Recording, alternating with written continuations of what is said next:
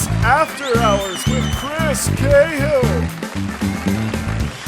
Tonight, Chris welcomes Russ Reynolds. A very special guest, the After Hours Orchestra with band leader Jeremiah Carter. Ladies and gentlemen, Chris Cahill.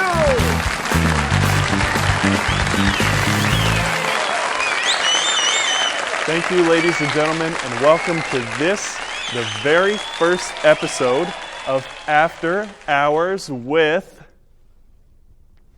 Chris Cahill.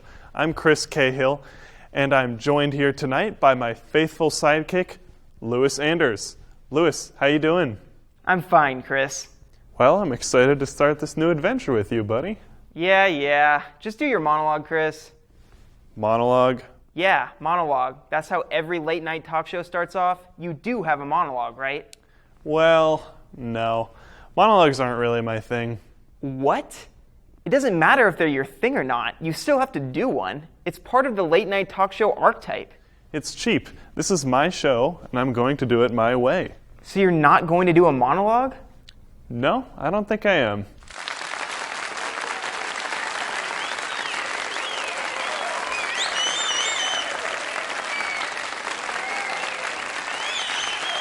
All right, Chris. But when the network execs come banging on your door to cancel your show, don't say I didn't warn you. Lewis, that's not going to happen.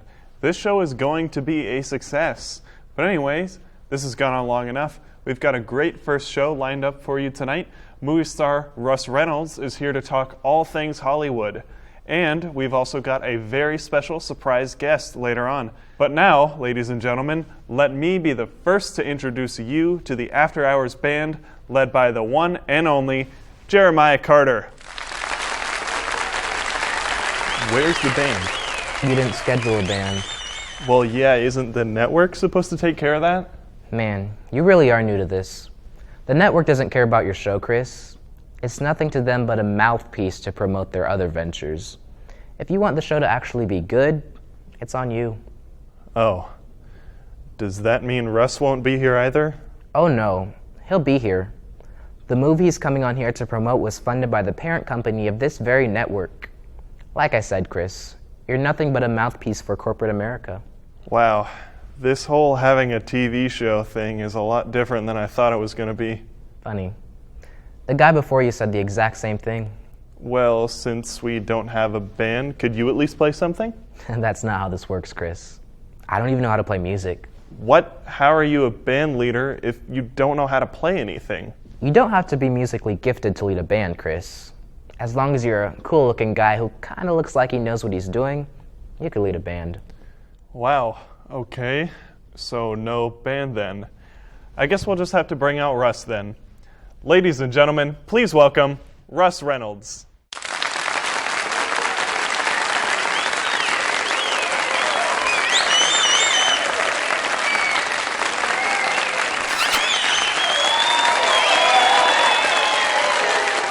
Thanks for coming on the show, Russ, and thanks for being our first ever guest. Pleasure to be here, Chris. So what's going on, Russ? How's the family? Family's great, Chris, but I'm not here to talk about them. I'm here to talk about what people actually care about, my new movie. Oh, well, I was hoping we could spend some time talking to Russ Reynolds, the person, not Russ Reynolds, the movie star. Well, we are, Chris, but because Russ Reynolds, the person, is thrilled to announce his new film, Good Intentions, coming soon to theaters everywhere. Yeah, but just for a minute, could we not promote something? Could we just talk about you? What is he doing? He's new. He doesn't know the deal yet. Guys, I'm right here. Listen, Chris, I get it. You don't want to jump through all of the corporate hoops. You just want to put on a good show. But that's just not how it works. If you want your own show, you've got to be willing to peddle stuff to the masses. I just don't see why we have to promote. Shh. It'll only take a couple of minutes, then you can go back to your little dreams of artistic integrity. No, I don't want to. Chris, just shut up and let him talk about his movie. Thank you, Lewis, but Good Intentions is more than just a movie. It's a cinematic experience that examines mortality and the human spirit. This is a movie that I think is going to get a lot of people talking. Sounds incredible, Russ. Can you show us any sneak peeks? As a matter of fact, I can.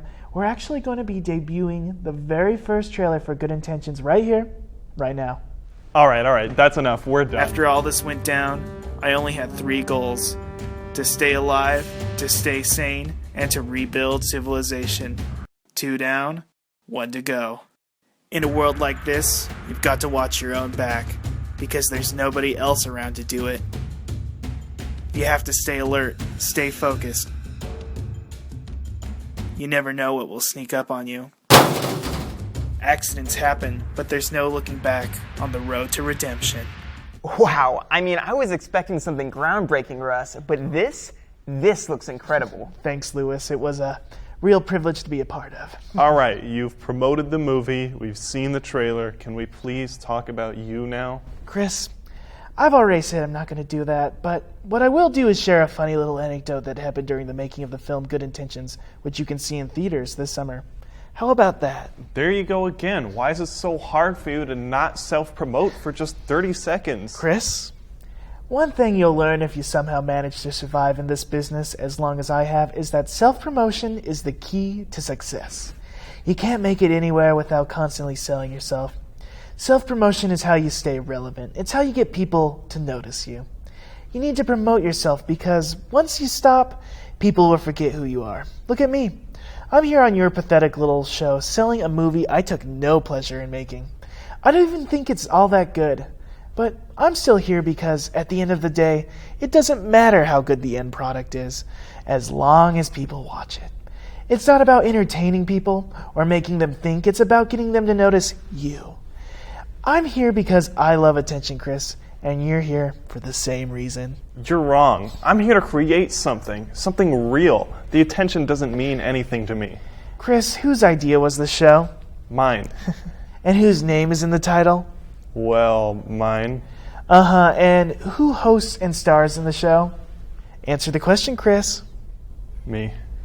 Exactly. If all you wanted was to create something real, you'd have joined Habitat for Humanity and built houses for the less fortunate. But instead you created a television show that centers around you. So don't tell me you don't crave attention just as much as I do, because you're lying to your viewers and you're lying to yourself.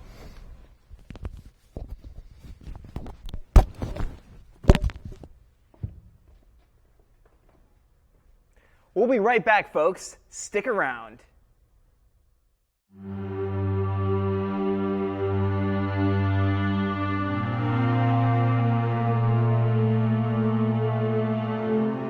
If you're like me, you're tired of being aware of all the terrible things happening around the world and in your own neighborhood.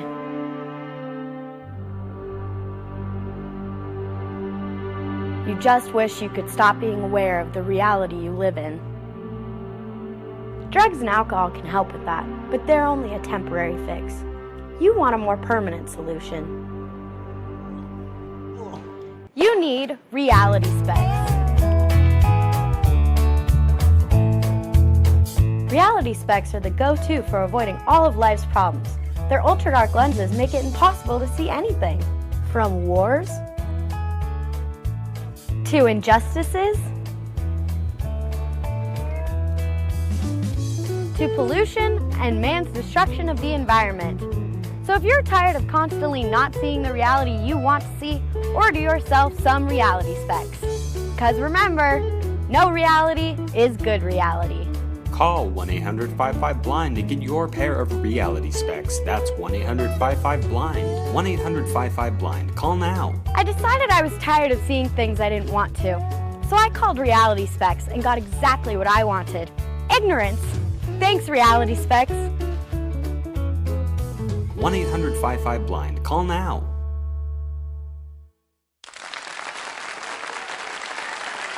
Welcome back to After Hours with Chris Cahill. I'd like to apologize for things getting a little out of hand before the break. This is a new show, and Lewis and I are still working out some kinks. But I'm very excited to bring on our next guest. She's a very special woman by the name of Martha Cahill.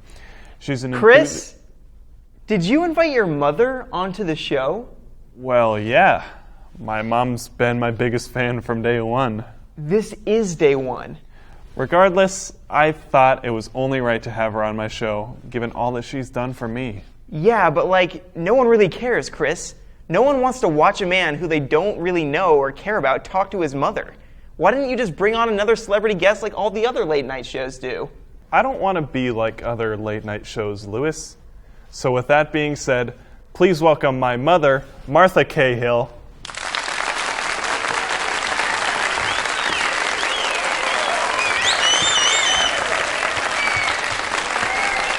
So how are you, Mom? I'm wonderful, honey. Your father and I are so proud of you. I mean, look at you. A big Hollywood star with his own global smash hit television show. Stop it, Mom. This is only the first episode. Yeah, and I think calling it a global smash hit is generous at best. You watch your tone, young man. My Christopher is going to have the best show on television. If you say so. That's enough, you two. So, Mom, what do you think of the show so far? Well, I think it's just fantastic. Although I'm not sure I understand what it's about. Well, it's a talk show, Mom. It's not really about anything. I just invite guests onto the set, and we talk. So there's no story? No story. No plot, no character development, no surprise twist ending? Nope, none of that either. Oh. What's wrong? It's nothing. I just kind of hoped your show would have a nice story to it, like my soaps do. Well, the point of my show isn't really to tell a story, Mom. Then what is the point? Yeah, Chris. What is the point of your show? Well, to entertain people. People? What people? Well, all the people watching at home, and all the people out there in the audience. Chris, have you even looked at the audience yet? Well, no, it's hard to see with all the lights shining in my face. Uh-huh. Take a good look out there and tell me what you see. What? There's only one person here? But all the applause. Royalty-free sound effects played over by the speakers. Royalty-free? The network couldn't even buy me sound effects? Well, it's like Jeremiah said, Chris. You're nothing to them. If you don't work out, there's hundreds of people just like you that they can replace you with. Just because you have a TV show, it does not mean you're special. You shut your mouth. Chris, your show may not be good, and I may not understand it, but you'll always be my special boy. Wow, Chris, not even your mother likes your show. I never said that. Yeah, and you didn't have to either. I thought this is what I wanted. It's hard to put on a good show, Chris. Very few people can do it. Everybody fails sometimes, Chris. It's all right. I liked the show. What? Yeah, I thought it was a really good watch. Even the mishaps add to the character of the show. You mean that? Of course I do. I'm really excited to see where the show goes. Tonight was great, and tomorrow can only be better. I mean, I appreciate everything you've said, but you're still just one person. Yeah, one person liking a show doesn't make it any less of a catastrophe. Chris, your show isn't a failure just because nobody watched it. All that matters is that you can go home at night knowing that you did your best and created something that you think is good. Can you do that? I think I can. Then your show's a success. It'll probably get canceled by the end of the week, but it'll still have been a success. Maybe you're right. She's not. You can't call a form of mass media a success if it isn't watched by a mass audience. He's right, honey. We can continue this debate later. That's all we have time for tonight. For everyone at home and the one inspirational person in the audience, thanks for watching and have a great night. I'll see you next time.